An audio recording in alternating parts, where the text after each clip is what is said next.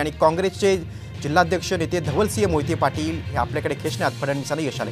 धवलसिंह मोहिते पाटील आणि रणजितसिंह नाईक निंबाळकर यांना पाठिंबा दिलेला आहे। महाविकास आघाडीला हा मोठा धक्का आहे। धवलसिंह मोहिते पाटील हे धैर्यशील मोहिते पाटील यांचे चुलत बंधू आहेत। धैर्यशील मोहिते पाटील हे शरद पवार गटाकडून उमेदवार आहेत आणि त्यांच्या बंधूंनीच आता रणजितसिंह नाईक निंबाळकर जे महायुतीचे उमेदवार आहेत त्यांना पाठिंबा दिलेला आहे। हा महाविकास आघाडीला मोठा धक्का मानण्यात येतो। देवेंद्र फडणवीस यांची खेळी यशस्वी झालेली आहे। माढ्यामधील ही महत्त्वाची बातमी आहे। देवेंद्र फडणवीसांनी शरद पवार गटाला मोठा धक्का दिलाय। आपण अधिक माहिती घेऊया। आमचे प्रतिनिधी भारत नागणे आपल्या सोबत आहेत। भारत, हा महाविकास आघाडीला मोठा धक्का आहे। फडणवीसांची खेळी यशस्वी ठरली आहे।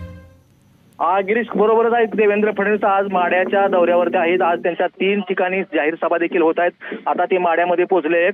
त्यांच्यासोबत महाविकास आघाडीतील आणि काँग्रेसचे नेते धवलसिंह मोहिते पाटील देखील सोबत आहेत। त्यांनी आताच महायुतीचे उमेदवार रणजितसिंह निंबाळकर यांना पाठिंबा दिलेला आहे। त्यामुळे कुठेतरी आता मोहिते पाटील घरात देखील आता मोठी फूट पडते की काय अशी शक्यता निर्माण झालेली आहे। त्यामुळे आता ह्या महाविकास आघाडीला हा मोठा धक्का म्हणावा लागेल। निश्चित भारत, तुम्ही सविस्तर माहिती दिलीत त्याबद्दल धन्यवाद।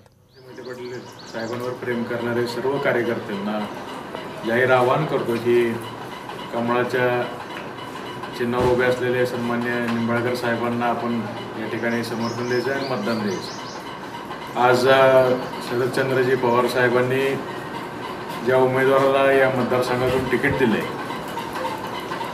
त्यांनी अतिशय या भागामध्ये एक दहशतीचं आणि दबावाचं राजकारण, लोकशाहीला मारक असं राजकारण गेले अनेक वर्षापासून या भागामध्ये चालू असताना त्याच्या विरोधामध्ये लढा देण्याचं काम आजपर्यंत आम्ही जनसेवेच्या माध्यमातून, काँग्रेस पक्षाच्या माध्यमातून केलं।